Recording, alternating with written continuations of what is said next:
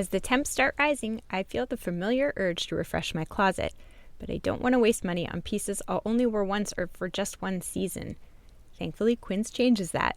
Their clothes are timeless, lightweight, and far more elevated than anything else at this price. It finally feels like my wardrobe matches my standards. The best part is that Quince only works with factories that use safe, ethical, and responsible manufacturing practices and premium fabrics and finishes, so you get to look good while feeling good. I'm pretty excited that I have upgraded my athleisure wardrobe for this summer. I bought a sweatshirt and a pair of wide-leg flow pants that are two of the softest items I own, and I plan to live in them. So join me in giving your summer closet an upgrade with Quince. Go to quince.com/POTC for free shipping on your order and 365-day returns. That's QUINCE.com/POTC to get free shipping and 365-day returns. Quince.com/POTC.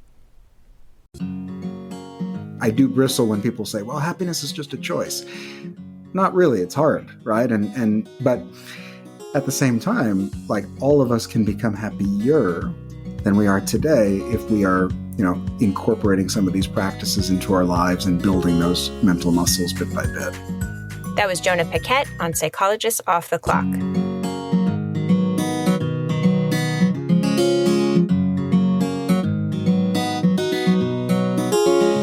We are three clinical psychologists here to bring you cutting-edge and science-based ideas from psychology to help you flourish in your relationships, work, and health.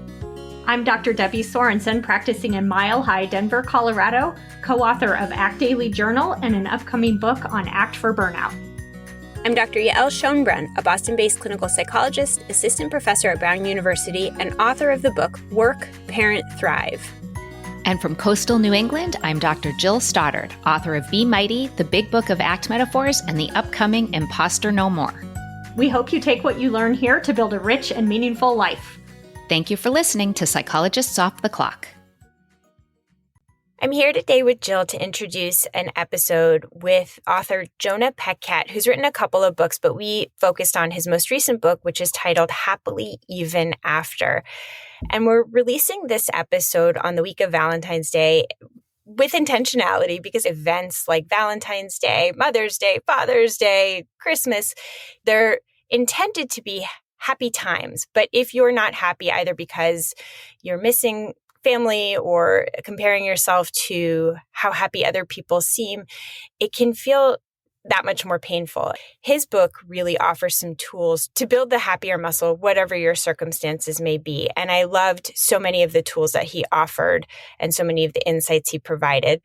Jill, what did you think of this episode? Well, I absolutely loved this episode. I found it really compelling. And, we've done a number of episodes about happiness. And I always wonder, or maybe worry, are we going to be adding something new that's going to provide value for our listeners? And I absolutely felt that way listening to this. Some of the things that I think resonated most with me is you guys really talked in the beginning about how building happiness, like it's a skill to be able to build in more happiness into your life. And it does not equate to an absence of pain, that life is going to throw you hard curveballs all the time. And there are ways to still engage in these practices to build more positive emotion in at the same time. Fast forwarding to the very end of the episode, I really liked the discussion that, essentially it was like small things matter. So if you're really sad, because it's Valentine's Day and you're feeling lonely, it doesn't mean you have to find a spouse tomorrow to turn things around. And that when you can really learn to show up for moments of awe or wonder, or to have one thing that you feel grateful for, if you can reach out to one person you're connected to, that really these small things add up to have a really enormous impact on how we feel. That's so well said, Jill. And I think you're pointing to something that my mind always goes back to, which is growth versus fixed mindset in happiness. And this is an area of research that I just think has so much potential to impact how we feel about all sorts of things that feel just out of our control. And happiness is something we can grow regardless of our circumstances. Doesn't mean it's easy, doesn't mean it's not harder for some people than others.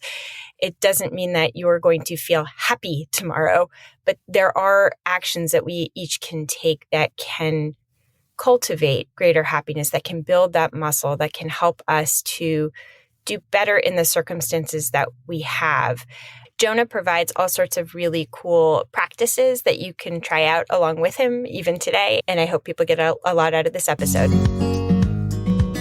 I am here with Jonah Paquette, who's a clinical psychologist, author, and keynote speaker specializing in the science of well-being and the promotion of emotional fitness for individuals, teams, and organizations. He's authored 4 books, including Awestruck, The Happiness Toolbox, and Real Happiness. His keynote talks and workshops focus on themes including awe, gratitude, compassion, connection, and other principles for lasting well-being and emotional fitness. And we're here to discuss in depth his most recent book, the wonderful book, Happily Even After. Welcome, Jonah. Thank you so much, and honored to be here. Been a big fan of your podcast for years, so this is a pinch myself kind of moment to actually be on with you. Oh, that's amazing to hear. All right, so we are releasing this episode on Valentine's Week, and I think it's a really apt time to be talking about finding happiness even when things aren't so easy. I think Valentine's Week is a really hard time for people either who have lost somebody or who are single or who are feeling unhappy in relationships. And so you have a call to action in your book, Happily Even After, that really gets to this idea. And I actually want to share this quote that you captured in your book. It's a quote from a webinar attendee of yours where she says, I mean, the world is burning and we're here talking about happiness. Doesn't this feel a bit like, I don't know, a luxury? So it begs this question, how can we expect to build happiness in the face of hardship, heartache, and heartbreak? I remember that quote well because it was one of those, what's happening here moments when I was in the middle of teaching. And honestly, I was grateful in hindsight for the question because it's a really, I think, one that it makes a lot of sense. You talk about topics like happiness and well-being, and it can sound, I think, on the surface so frivolous, especially during a time where people are, really struggling, as they often are, whether it's on a personal level, whether it's societal ills, whether it's economic hardship, whether it's loss, grief. I mean, there's never a shortage of ways that we can be struggling. And so I recognize as somebody that talks a lot about these topics that, it can sound a little bit askew on the surface. So I think one of the first things I like to do is really back up and even think about what do we mean by this word happiness? Because I think we hear that word, and I have a very ambivalent relationship, believe it or not, with the term happiness, even though it's like in the title of 3 of my books. Because I think it's easy to think of this like hallmark version of happiness where we're just feeling good all the time. And it's all about sort of just pleasure and joy. And, really we want to think about what are we talking about with this clunky term happiness? There's been a lot of definitions over the years. Gandhi said that happiness is when what we think, what we say, and what we do are in harmony. I always like that one. Then there was a great quote by Albert Schweitzer who said, happiness is nothing more than good health and a bad memory, which people like that one too. But, we're really talking about 3 separate but interconnected ingredients. And for listeners, I would say, think of it like as a Venn diagram where the pieces overlap. And what this looks like for each of us might look a little different. Some of us might have certain needs, whether it's, based on culture, values, personality, that we're going to have different parts that resonate more. But it's really about these 3 parts. One is hedonic happiness, which is about positive emotional states, right? Am I generally feeling joy, connection, love, gratitude, and so forth? But we sometimes stop there, and that's in some ways the least important of the 3. So deeper down in terms of lower levels, we've got things like life satisfaction, or as it's called, evaluative happiness, which is basically when I step back and look at my life as a whole, how do I feel about things, the status of my relationships, my career, my pursuits, my hobbies, and so on. And then really the deepest, most important layer is more of this eudaimonic happiness or meaning-based happiness. Am I connected to something that's bigger than myself, whether it's through community, family, faith, causes that I serve, and so forth. So put all that together, and we've got, positive emotions, but that's just one part. feeling satisfied with life as a whole, and then third, meaning. And those are things that we can actually cultivate, not just during the smooth seas and the easy times, but also, or especially, I think, when times are difficult. And that's really what actually inspired me to write this book, was as someone who's been involved in positive psychology, largely speaking, for about 15 plus years, a lot of the focus has been on either the worried well, or how do we get someone from a +2 to a +5, right? As opposed to when life knocks us down, when life is kicking our butt, what can we do to actually use these skills, use these concepts, use these tools to turn things around and to move towards greater well-being, even when life is throwing us challenges? I love that description because I do think traditionally psychotherapy has focused on helping people get from negative, depression back to baseline, whereas positive psychology is like from baseline and up. And what you're saying is a lot of these practices and this idea of cultivating greater happiness can sort of be practiced wherever you are. Wherever you are, you can get to a slightly better place by practicing things that improve your positive emotion, your life satisfaction, and connect you to your greater sense of purpose. Yeah. And I used to even, being in this field, would fall prey to that, where I would think to myself, okay, I'm working with someone who's depressed or anxious or stressed. We'll do all the other stuff first. We'll do CBT, we'll use ACT, all this stuff. And then once they're doing okay, then I can start talking about things like compassion, gratitude, and all that. And really one of the things that opened my eyes with this was looking at just how much of this research in certain corners of it shows how some of these concepts like gratitude or awe or self-compassion or mindfulness and many others, which overlap, by the way, I know with a lot of other approaches too. It's not like positive psychology has a corner on that market, but they're just as relevant and can be just as helpful when we are struggling, to get us out of that place of suffering, out of that struggle, than when we're doing well. But yeah, our field, I think, historically really does fixate on the -5 to -2 or -5 to baseline as opposed to what's up. Freud, great quote, said, "The goal of therapy was to turn hysteric and neurotic misery into common everyday unhappiness." I always love that one. Not a great thing to put on your business card, though. That's funny. So I actually want to ask you about this term that you use, emotional fitness. And what I love about it is that it really speaks to this idea that happiness is a skill, is something that you can practice and build, just like you can build, a skill in running or build a muscle. Yeah. I guess that's less of a skill and more of a way to strengthen a part of you that might be less strong to begin with. And I love this idea because I really do think that we have this cultural myth that some people are just born happy and some people are born less happy.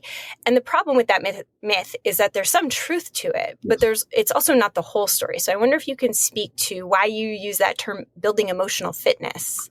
Yes, I use that in my book and sort of when I'm giving talks, I think, because for a few reasons, but I think one is this implicit idea that we sometimes have of we have to wait for a problem to develop before we do anything about it. And we don't do that with physical movement. We don't do that with how we eat. We don't do that with there's all kinds of examples, right? Where we are thinking to myself, okay, I'm going to get sleep, this amount of sleep. I'm going to have this, reach out to my social connections. I'm going to take a walk. I'm going to eat right, because that's going to also kind of help give me that foundation and buffer me against things. And so when I talk about emotional fitness too, it's the idea that, if we find ways to build these habits into our everyday lives, not waiting for problems to come up, but if I regularly get into a gratitude practice or a meditation practice, or make sure I'm fostering my social connections with other people, or, finding ways to make room for difficult emotions without getting stuck with them, that these are all really skills that are going to help not only me do better right now, but help buffer me when the hard stuff comes, which is always going to come. I think that's, even though I talk a lot about happiness, the one money back guarantee I always give people is life will throw you a lot of crap. Life is going to knock you down. Life is going to throw you really challenging times ahead. And how can we sort of arrive at that from a place of strength and resilience? So really looking at it as a skill, though, and I think that's really the main message I always like to tell people is, yes, there's other factors, right? Circumstances, support systems, our past, traumas, genetics, biology. I mean, there's a lot of factors that go into that soup. I do bristle when people say, well, happiness is just a choice. Not really. It's hard, right?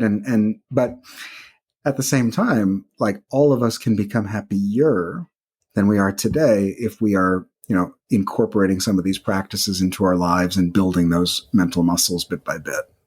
Yeah. I always like to say I'm not a natural optimist, but I'm a dedicated one. Yes. And that's I just as come important. from a neurotic lineage, but with practice, and that's why I think I'm so attracted to the science of happiness, is that it gives you things to do to build that muscle that are things that you can practice every day, and you really can see a difference, even though it doesn't undo your wiring. Mm-hmm. Yeah. And I always like to describe a lot of these skills as simple but hard, right? There's a difference between simple and easy. It's hard to, dedicate ourselves to building a gratitude practice, a mindfulness practice, to become more self-compassionate if we're very used to being self-critical and all the rest. But, I also love the idea that we don't have to spend, decades of our lives lying on a couch, sort of sharing our dreams to get there. We can actually, like, starting today, begin to move towards these types of ideas bit by bit. Yeah. Sorry, Freud. which I hate to do because, I hate to, I'm not trying to turn this into a bashing. Yeah. Freud made valuable contributions, but it is true that he left a cultural myth that it requires many years lying on a couch 3 to 5 times a week to get to a healthier, happier place. And that is not what the science roundly shows. Yes, that's it. All right. So I do want to sort of give a nod to the question of toxic positivity. We recently had Whitney Goodman on our show, and I think it's worth pausing here to distinguish between the kind of happiness that you're advocating for and toxic positivity. Yeah. And I do touch on that briefly in the book, because I think these days it's so easy to go off the rails and to really alienate people, even if you're talking about concepts related to happiness, if you're not precise about what you really mean. So, certainly what we're not saying is things like turn that frown upside down, or just think happy, or happiness is a choice, or all that stuff, which, you can run into this with all kinds of, even with gratitude, which, I know I talk about a lot in the book. We know that gratitude is really potentially transformative for people struggling with depression. On the other hand, if I'm working with a client who's struggling with depression, and I say, well, hey, what's really good for depression is gratitude. I think we just have to be more thankful. That is one of the worst things you could ever say to a person, right?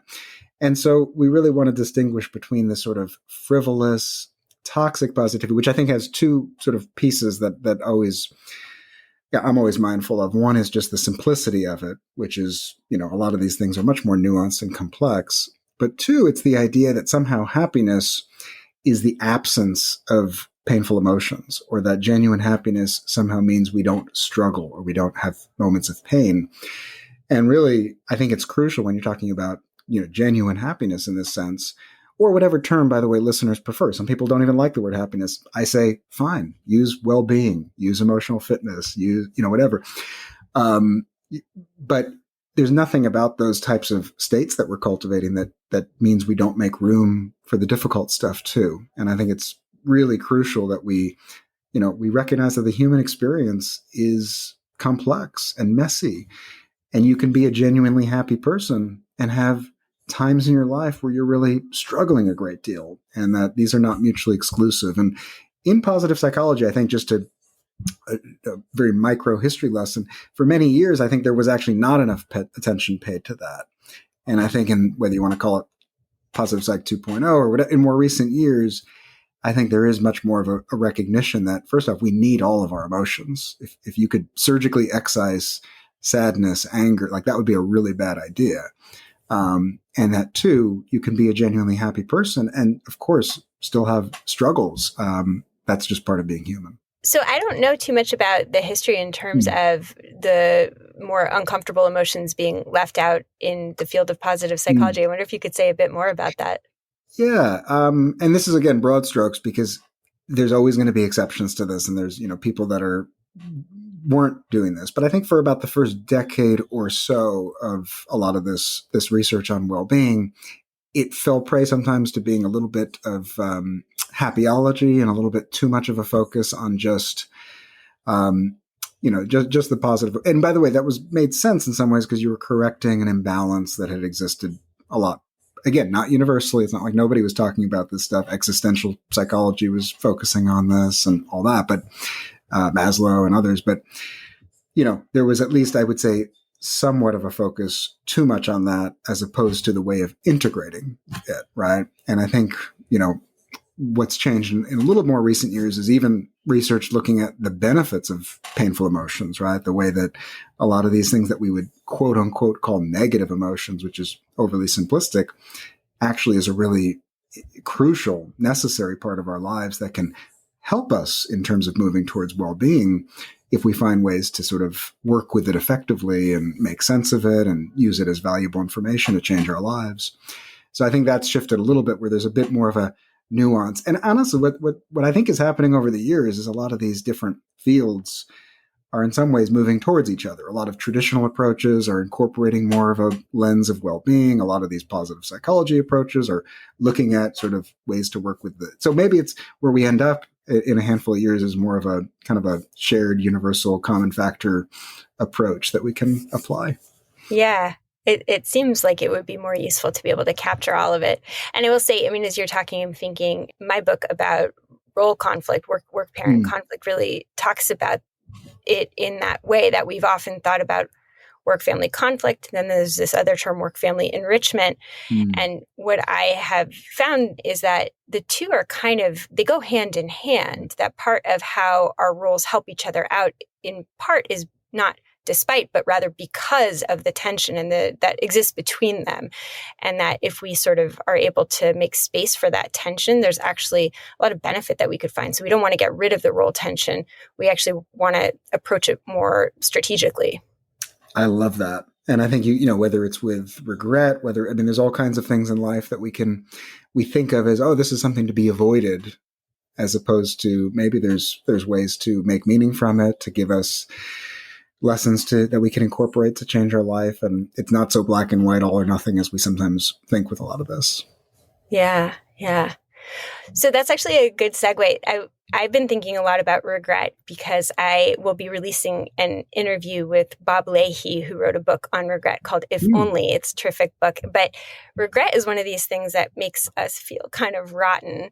And too much regret is not good, although some regret is quite helpful. But you have some interesting exercises that I love, including this one, which is remembering the bad. It's kind of a twist on regretting past experiences.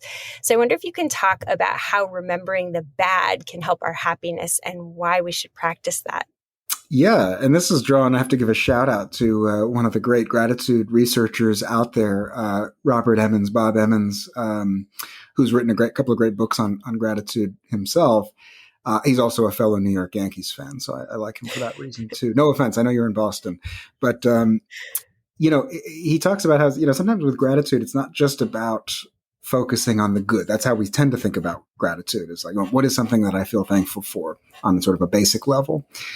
But as he points out, like one of the real powerful ways we can have a sense of gratitude for my life today is to actually look at when things were not so good, to look at times where we were really struggling, either on a personal level, a family level, a societal level. You could do this on any number of ways. But if I think back to a time when, I didn't know how I was going to make ends meet, if I, was really struggling on a personal level, going through a breakup, going through a health scare, going through grief, that, actually by thinking about that, reflecting on it, journaling about that, getting in touch with that emotion, number one, it puts our current situation in a different contrast. So maybe the problems that we're struggling with today start to feel more manageable. Maybe they start to feel more surmountable instead of overwhelming as they sometimes can. The other thing it can do is highlight implicitly, kind of look at highlighting the strengths that we all possess, to think about, well, what enabled me to overcome that? Who did I lean on for support? Who helped me through that? So you can start to go that direction too. And so either way, instead of just kind of turning the page on and forgetting about those hard times, remembering them, making sense of them, using them to create a sense of not only meaning in the here and now, how did I overcome that, but actually giving us some valuable clues of how I can overcome whatever I'm going through now, is sort of the idea that I try to tap into when it comes to that in the book.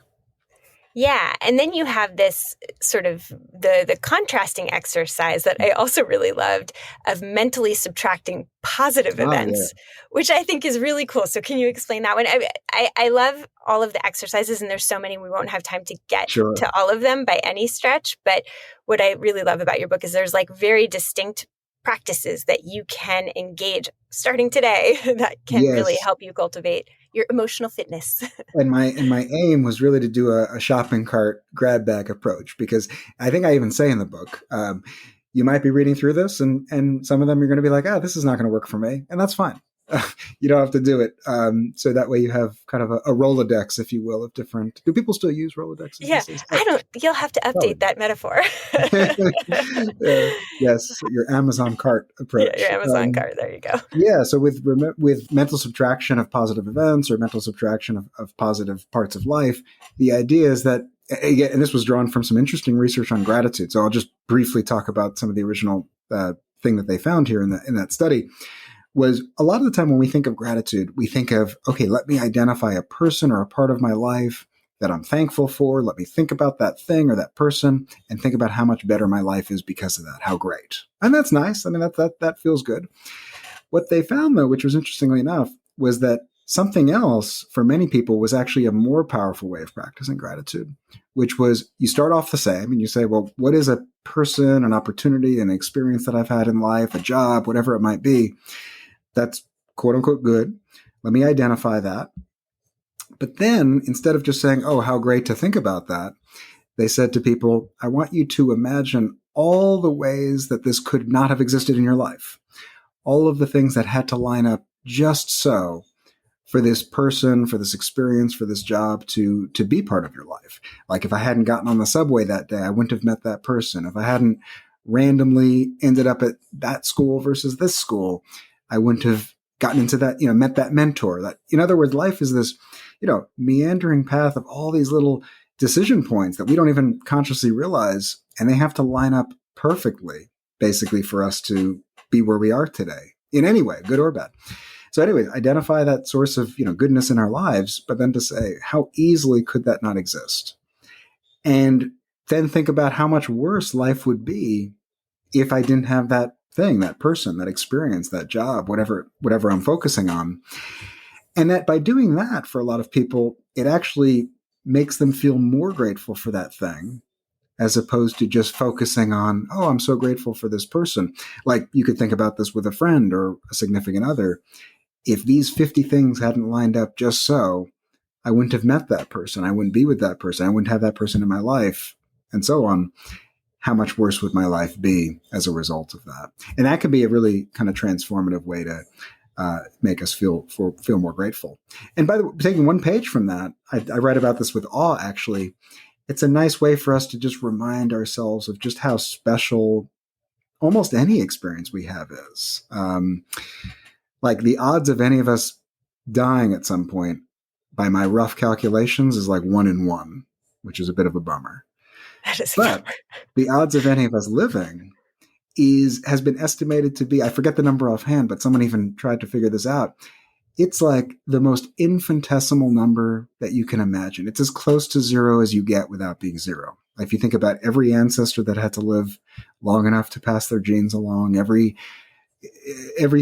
for the particular sperm and egg to get together, for our planet to exist at the exact distance between the sun and the earth. I mean, you could go in 100 different ways, and it's literally the smallest number that you can get without being zero. And then the earth being around as long as it has, for us to have this moment right now, is again as unlikely as you get. And yet here we are. And through that lens, it doesn't mean that everything's, fun and games and unicorns, but it certainly shifts our perspective to realize that, like, the good times, the bad times, all of life, this whole mess of life, is truly a rare gift that, everything would suggest we wouldn't get it, except here we are right now receiving it. And I think when we think about through that way, the unlikelihood of existence, the unlikelihood of this moment, that can be both a gratitude exercise. It can be an awe exercise. It could be, I'm rambling, but whatever you want to call it, it could be another way to just really shift our perspective, I think. That's my mind is kind of blown. Give me a moment here. That it's crazy to think about. It's true that so many unlikely events had to follow one another for this moment to arrive, and that even just recognizing that, even if there's pain in the moment, that it's kind of a miracle. It's like almost magical. That's definitely how I try to think about it. And by the way, if anyone's listening, don't worry. I am as human as the next person and then some. I don't always have this frame of mind. I sweat the small stuff as much as anyone, but I do think when you can sort of pause, step back, and think to myself, how unique and how rare and what a privilege really to have any of the experiences that we do, the joys, but also the pains. It gives our life a different, I think, sense of meaning and puts it into a different light. Yeah. So I actually wanted to dive a bit more into awe because you do have this entire book, Awestruck, that is just wonderful. I had a chance to read it and it's terrific. And you dedicate a section of Happily Even After to awe as well. And you just gave like this great example of how we can experience it. But I almost wonder if we can back up a little bit and have you define what is awe and how does it relate to happiness? Yeah. So this was a topic I got really into in the last few years. People think I'm a strange person for dedicating a couple of years of my life to just studying, learning about, writing about, talking about this unique emotion.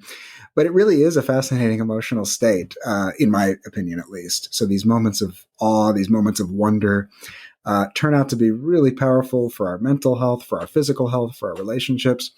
To define it, just off the bat, there's the jargony sort of way that would be defined in articles, which I'll give you. I think the informal definition is just as important and just as relatable, which is basically like the moments of life that make us go, wow, the moments that give us goosebumps, the moments that we want to pinch ourselves because it doesn't feel real.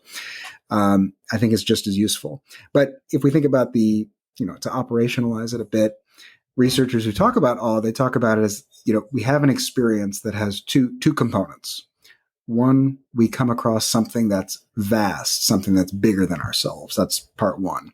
And that could be, by the way, in like the literal sense, like I'm looking up at the night sky, I'm looking up at an impossibly tall skyscraper, a beautiful, bit of architecture, but it could also be like in the idea realm, like you watching your kid take their first steps is not vast in the way that like the ocean is vast, but it's just as vast in its own way.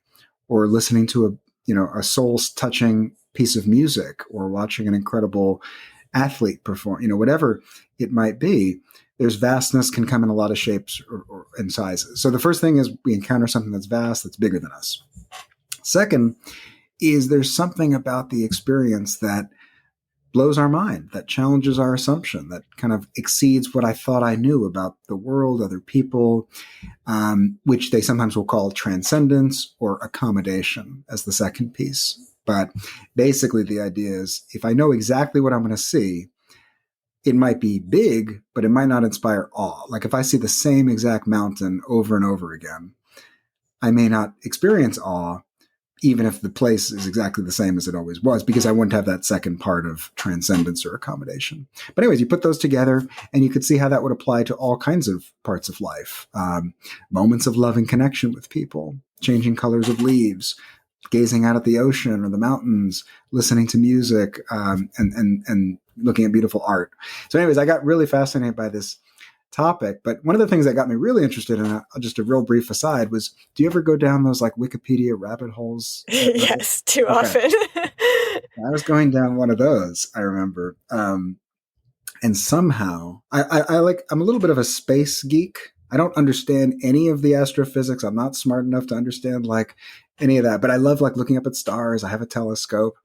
And I've always said like one of my dreams would be, which probably won't happen, but to like actually go up and see the Earth from outer space and, whatever.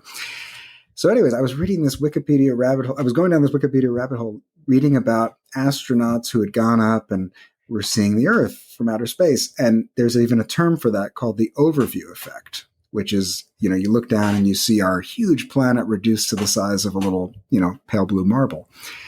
But what got me really fascinated with it, I remember, was not so much like the descriptions or the pictures of it, but what happened next, which is that almost universally, a lot of these people came back like forever changed.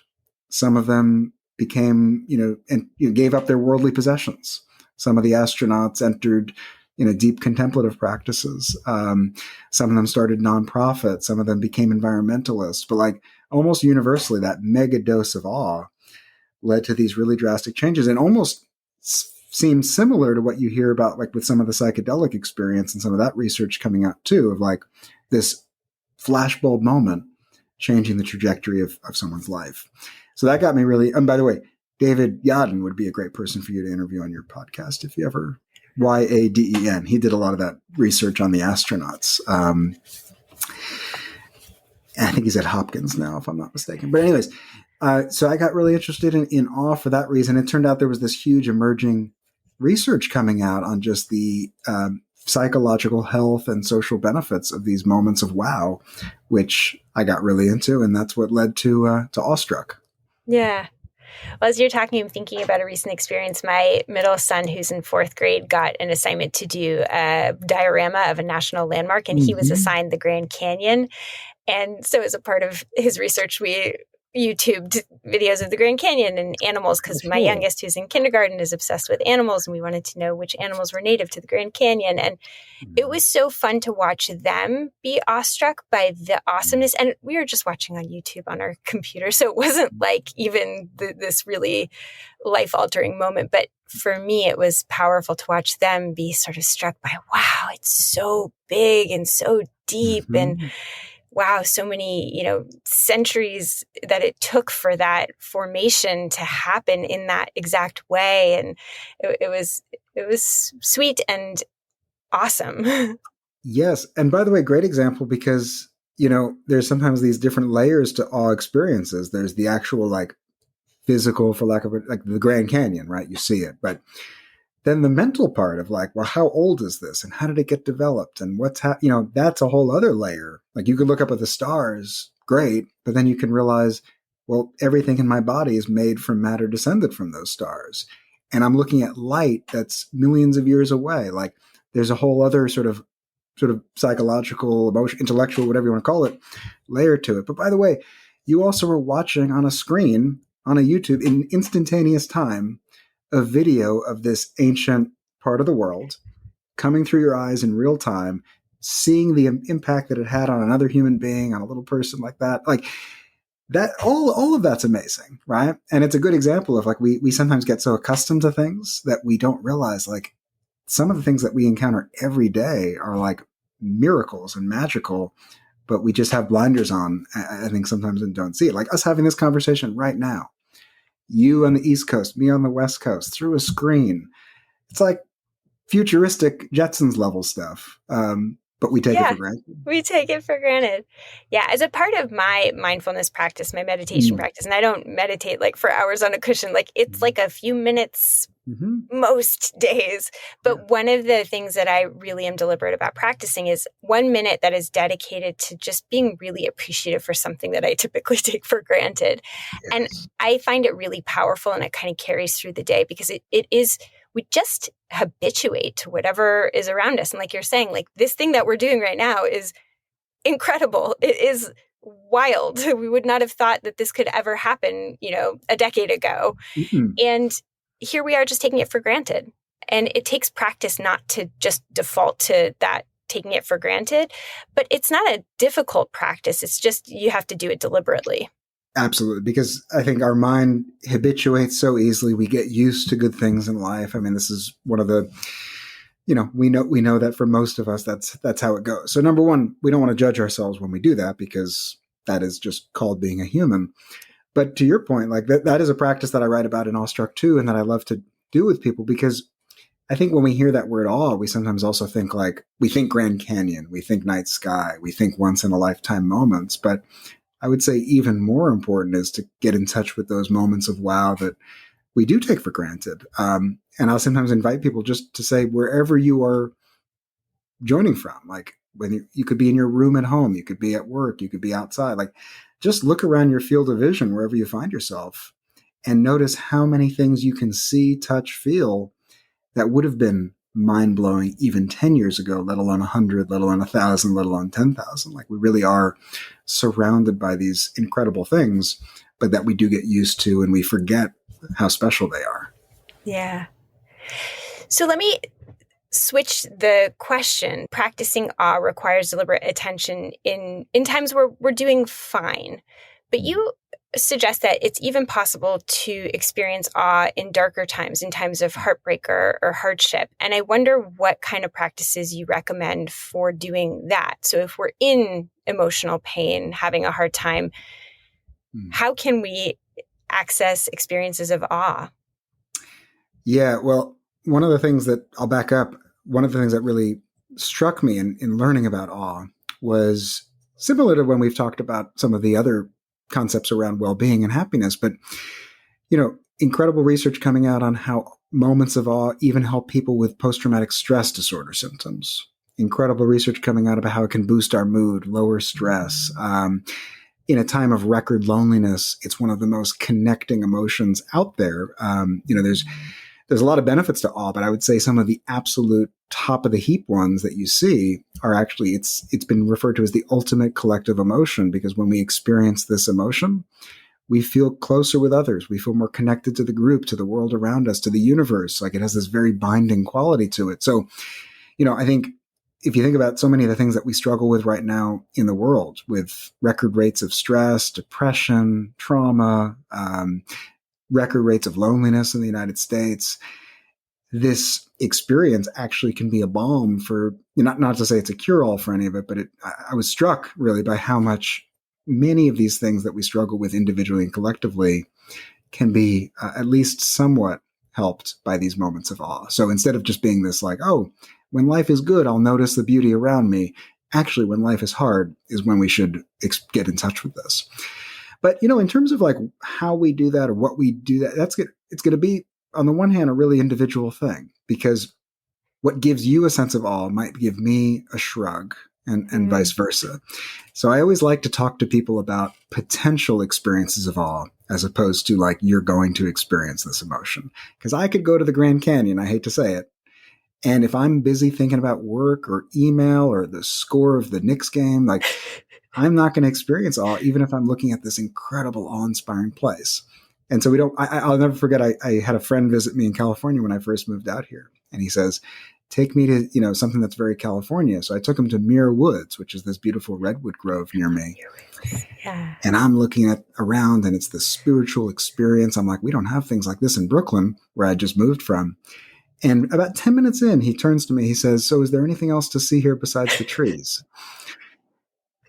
So it did not impress him very much. But, he can listen to a particular band and get a sense of awe from that music that I'm like, what the heck is this? So it's really, that's, I think, just as a long aside, but I think it's important to remember. That's an important aside and a great anecdote. But, I think for when we're struggling, I think for one thing, anything that can get us in touch with sort of other people, right, is going to be an important thing, because so much of various psychological ailments have to do with loneliness. So the awe example you gave of like this shared moment of doing this with your family, of doing this with your kids, looking at the Grand Canyon, I think is a great example, because that's a very sort of binding motion. So if there's a way to share the experience with others, that's always, I think, one important piece. But I think too, getting in touch with just how vast the world and the universe around us can lead to this shift in perspective that when we are struggling, we don't tend to really have. Like, we tend to be very myopic. We tend to have tunnel vision. We tend to get stuck and fixated on whatever particular problem we're going through, which is all very real, of course, by the way. But if we can kind of remind ourselves of so there's a phenomenon in awe called the small self effect, which basically means when you encounter something that's vast, that's bigger than you, you feel small, but not in a way that's threatening or negative. Not like, oh, my life is meaningless. So if I look up at the night sky, a sunset, the moon, the ocean, mountains, vast places or parts of life, that can actually, lend this very powerful shift in perspective where it puts whatever we're going through in a little bit of a different light. So that's one kind of powerful way that we can think about that when we're struggling. I also think things that can kind of tap into that sense of shared humanity. So if we learn about people that are doing amazing things to change the world and have an awe, it was just MLK Day a couple of days ago. Like, that's a great example of, like, we can feel awe from people's courage. We can feel a sense of awe from inspiring acts that people do by people who are doing amazing things to change the world. So I think if there's any message I like to give with awe, it's that these moments matter and that they're much more at our fingertips than we sometimes tend to think. It could be, yes, it could be the Grand Canyon, but it could just as easily be those moments of connection with someone we love. And we're like, wow, this is actually really special. It can be looking up at the night sky, but it can just as easily be seeing a hummingbird outside and say, like, wow, I get to share this moment, this experience, this planet with things that feel like they should be out of science fiction practically. They're amazing. So yeah, I digress, but I think, I don't get too caught up with the sort of where we find it. I think of it more as an open book with clients or with people that I talk about to say, what parts of life give you these moments? And then how can we take one step towards maybe putting ourselves in a position to potentially experience it, knowing that there's not going to be a guarantee, of course. Yeah.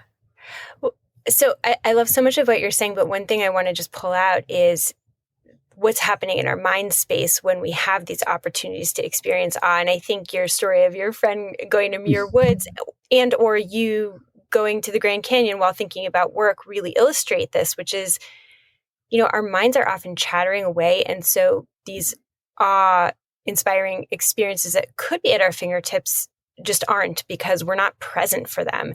And so that's a part of the practice that I think is something that most of us need to be deliberate about, because our minds they chatter away. We do sweat this small stuff and we get all caught up in it and we miss kind of what's right in front of us. And, I have experiences like this every day as a parent where my kids will say something funny, but I'll be thinking about, a work project that I'm behind on as usual, or we'll be running late to school and my little one will grab my hand and I need to remind myself, feel his little hand in yours. This is so sweet. But I'm so stressed out about being late that it really requires me to pull back, take a breath and notice that moment is really special.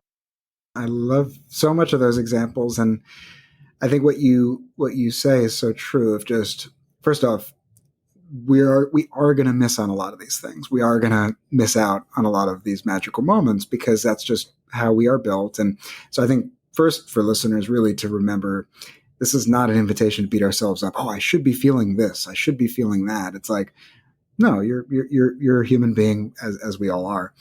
But can we have that intention and make a little more contact with the present moment, have a little bit more sort of less multitasking in our lives, be a little bit more present with whatever we are encountering? I think, as you said, awe and mindful awareness really are this bi-directional sort of, they feed each other. The more mindful we are, the more that we notice these opportunities for awe. And interestingly enough, when we experience awe, it's one of the most present, focusing, for lack of a better term, experiences that we can have, all the way down to things like decreased activation of our default mode networks in our brain. That almost shuts offline. We're very centered, we're very present, we're very connected to the moment when we experience this. So it really, to me, is a nice bi-directional relationship between awe and that sort of mindful awareness that you speak to. Yeah. And I want to bring back this running thread that you had offered about awe being a very interpersonal, sort of connected emotional experience. I guess you can experience awe totally on your own, but there's often a real human connectedness element to it.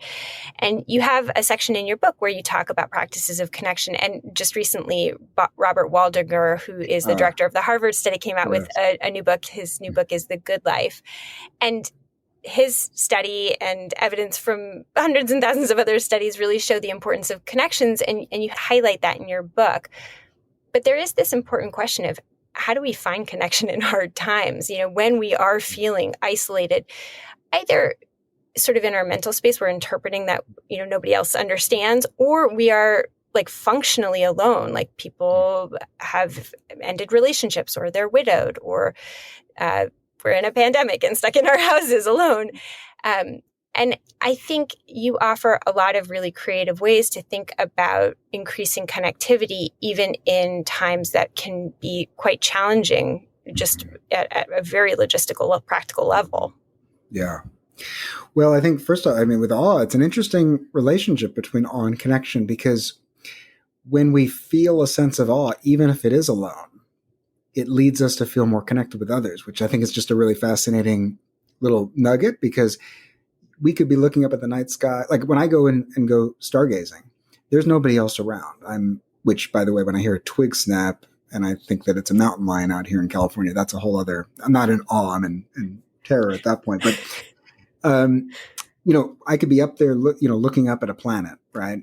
And nobody's within sight. And yet when I have that sort of that moment of wow, I feel more connected. So I think one of the interesting things that's come out from that Harvard study is, yes, time with people matters, but actually one of the things that really matters too is that felt sense of belonging, that felt sense of connection. And listeners can probably relate, like we've all felt lonely in a crowd. And we also probably, many of us can think of that person that, and I've got a couple of people that come to mind too, like maybe you haven't seen them in 5 years. Maybe you see them once every 18, whatever, but you know that person would be there for you if you needed them. And so kind of, it's not always just about like how much time am I interfacing. And this was really important during the pandemic, I think, to not just think about how can I sort of constantly be around people, but actually more, how can I feel close with people? How can I feel that sense of belonging to the community, to the, and that's just, I think, another interesting piece there. But, I think like in Happily Even After, I have that whole chapter on sort of the benefits of connection. And of course, I talk about that study, which is one of my favorite studies. It's amazing. It's amazing that it's such a long running study. They've collected so much data. And the main take home is we need good relationships in our life. I love things like that, right? It doesn't have to be as complicated as we sometimes make it. It's like, okay, here's what 90 years of research says. Have good relationships. But I think it's a good call to action, because a lot of us don't always prioritize. And of course, there's going to be barriers, but a lot of us think to ourselves, and I'm guilty of this sometimes, of like, well, I'll reach out to that person when life gets a little settled down, or I'll, make time when things feel a little bit smoother, or right now I just want to zone out and watch TV and, been a busy day. And I think, if we all think to ourselves each day, it could be even just a single moment, like a little self-reflection for 5 minutes of, is there one small step I could take right now towards connection? Maybe it's setting up that coffee date with somebody. Maybe it's just sending a text to a loved one and saying, hey, I'm thinking of you. Let's talk soon. Maybe it's, using social media in not to start arguments, but to actually like connect with somebody that we don't see as much. So, I mean, there's all kinds of different ways that we can think about it, but I always think of it more as, it doesn't mean doing a 180. It doesn't mean we have to sort of go from 0 to 60 so quick. It's just like, is there one step I could take today towards connection? One person I could reach out to, one way that I could show love, one way that I could express what someone means to me. And there's not a right or wrong answer to any of those. I always definitely have the opinion though of like 1 degree changes repeated over time is really going to 1% more connection tomorrow is going to be compounding interest over time. If we keep it up. Yeah, I love that. Small changes. And I'll share that one practice that I love that I picked up from a book called Love 2.0 by positive psychology researcher Barbara Fredrickson. Great book. It's a great book. And she talks about doing a sort of end of day reflection / meditation, which I do like after I'm in bed, particularly if I'm feeling a little bit lonely that day, is to just pause and reflect on the most connected moment that you had that day. And maybe it was a text. Maybe like that's all you got. Maybe it was with a client. Maybe it was with the barista who gave you your lovely cup of coffee. Maybe it was with a pet. Maybe it was with yourself, but just whatever was the most connecting moment in your day, and just spend some time sort of marinating on that memory to kind of magnify it. So even if you didn't have a lot, really take advantage of what you do have. And the reason that I like that and is going to tie to the next question that I have, because I love that you talk about self-care as not always doing another thing, but that sometimes it can mean doing one less thing, which I think is a beautiful thing, because so much of the self-help literature, it can feel like, oh my God, I'm already so overwhelmed and there are just yet more practices that I have to do. So I wonder if you can talk about how you advocate for self-care. Yeah. And by the way, I love the example you gave too, because I think we don't always remember this, right? But it's like when I'm thinking about something, good or bad, my mind and my brain are basically acting very similar to when that thing was happening, right? So if I think about the person that cut me off in traffic and I'm ruminating about it, it's as if they're cutting me off in traffic over and over again. If I think about the bad interaction I had, it's as if that interaction is happening over and over again. And by the way, this is not a new concept. You know, the Buddhists have talked about this for thousands of years, suffering being two arrows, and there's the thing that happens, and then it's our mind's reaction to it. But I think it's so important to remember that like that works both ways. It's not just for the lousy stuff, the stressful stuff, the difficult stuff. It's for the beautiful parts of the day too. So it's like if I'm savoring and holding on to and reflecting on a positive moment, a positive memory, a positive interaction, I've actually activated many of those same neural pathways in my brain over and over again, as if that good moment had happened 5 times, 10 times, 20 times. And from a well-being standpoint, that is such an important meta skill, right? That's like we have the good experience, but we sometimes forget good experiences, good moments can just, be gone the next second. So how can we hold on to it? And I'm a big, Rick Hanson's a great person with this stuff too, if listeners are curious, but that idea of neuroplasticity, positive neuroplasticity that way, I think is really important. So with self-care, when I talk and write about this, I'm always struck, as you basically did a great job of highlighting, is when you're writing a book and you've written a book, and it's hard because you're giving ideas. Oh, this is a great idea, but you always have to realize, like, for a lot of people, it's just one other thing, right? Life is already bursting at the seams. How am I supposed to set aside 20 minutes to meditate? How am I supposed to set aside 10 minutes to do this, that, or the other? And, you could very easily, it could just feel like a chore if you're not careful for that. And I think with self-care, especially, that's like an area that people have gotten so, like, if you say the word self-care, people now think, okay, I'm doing these 10 things. And I think it's a very simple concept, but I have to give credit to my colleague at work, because when we would teach a course on happiness, we had a week on self-care. And my good colleague and friend, name is Dr. Patricia Eaton. She's a great positive psychology person as well. And she would always say, let's remember that sometimes for some people, self-care is doing more, but for a lot of people, self-care is actually doing less. If you are the working mother who's like struggling, dealing with 50 things at once, saying, well, why don't you go add to that plate, is going to feel really daunting. Maybe it means saying, is there one thing I can give up? Is there one part of life that I could take a time out? Can I take 10 minutes just to breathe and sit in bed before I go deal with the stuff at home? And I think we sometimes forget that when it comes to this broad concept of self-care. Yeah. I love that. I am always excited when I hear people giving advice of take a thing off your plate, do less. Yes.